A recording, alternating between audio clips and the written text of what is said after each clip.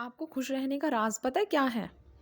मैं आपको आज खुश रहने का राज बताऊंगी एक स्टोरी के थ्रू। एक समय की बात है, एक गांव में महान ऋषि रहते थे। लोग उनके पास अपनी कठिनाइयां लेकर आते थे और ऋषि उनका मार्गदर्शन करते।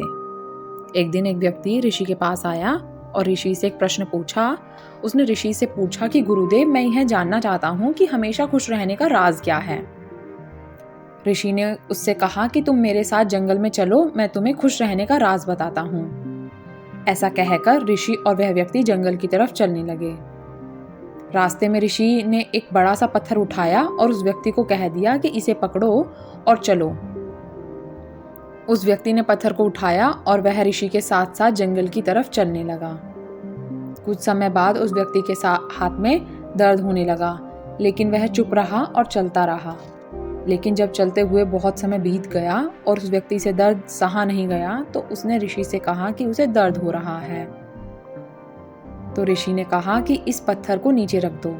पत्थर को नीचे रखने पर उस व्यक्ति को बड़ी राहत महसूस हुई। तभी ऋषि ने कहा, यही है खुश रहने का राज। व्यक्ति ने कहा, ऋषि जी, मैं समझा नहीं। तो ऋषि ने कहा, जिस तरह इस पत्थर को 1 मिनट तक हाथ में रखने पर थोड़ा सा दर्द होता है, और अगर इसे 1 घंटे तक हाथ में रखें तो थोड़ा ज़्यादा दर्द होता है, और अगर इसे और ज़्यादा समय तक उठाए रखेंगे तो दर्द बढ़ता जाएगा। उसी तरह दुखों के बोझ को जितने ज़्यादा समय तक उठाए रखेंगे, उतने ही ज़्यादा हम दुखी और निराश रहेंगे। यह हम पर निर्भर करता है कि हम दुखों के बोझ को 1 मिनट तक उठाए रखते हैं या उसे जिंदगी भर। अगर तुम खुश रहना चाहते हो तो दुख रूपी पत्थर को जल्दी से जल्दी नीचे रखना सीख लो, और हो सके तो उसे उठाओ ही नहीं।